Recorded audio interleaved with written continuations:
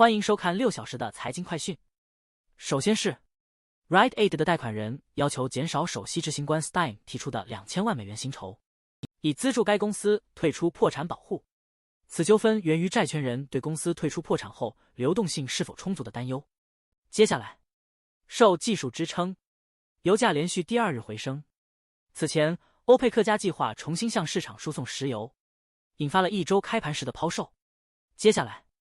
受美国科技巨头带动美股屡创新高影响，亚洲股市上涨，日本和澳大利亚股市小幅上涨，香港股市期货指向上涨，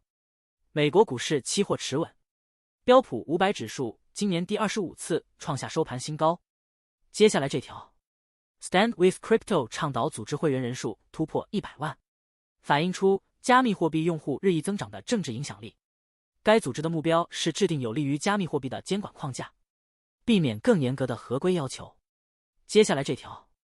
日本零售巨头 Costco 的高薪招聘引发邻近企业 Yamato Down 加薪应对，反映日本遭遇劳动力紧缺和工资增长乏力问题。此次加薪举动旨在带动当地经济，促进工资上涨、消费增长以及稳定通胀。接下来，以色列空袭加沙一所学校，据称该校内藏有哈马斯基地，导致造成7月7日袭击的战斗人员死亡。但加沙媒体称袭击造成至少27人死亡。让我们关注亚洲股市上涨，因预期美国联邦储备委员会可能在9月降息。欧元走强，因市场普遍预期欧洲央行将降息。让我们关注澳大利亚政府下令中资投资者出售北岭矿业股份，与该公司数据泄露无关。北岭矿业已披露数据泄露事件，董事长否认此次网络攻击与抛售令有关。接下来这条，毛伊岛官员投票反对美国军方在哈雷阿卡拉火山顶部建造望远镜的提案，理由是该地区是原住民的圣地，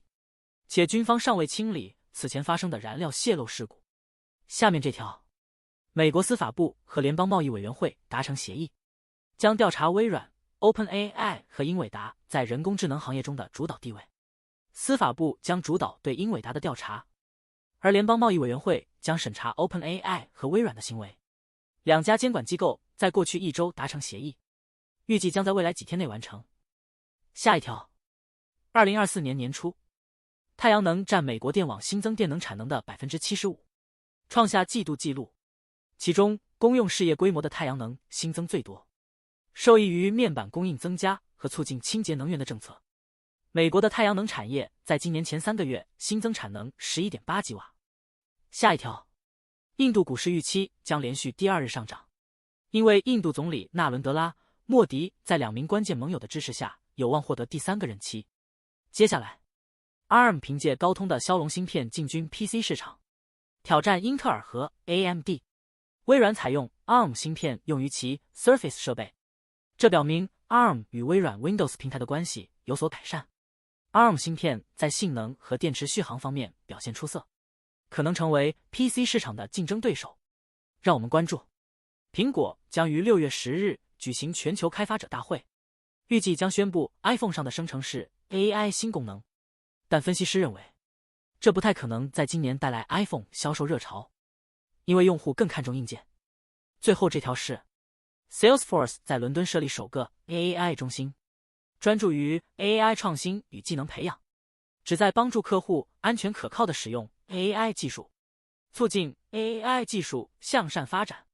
以上是过去6小时的财经快讯，我们6小时后见。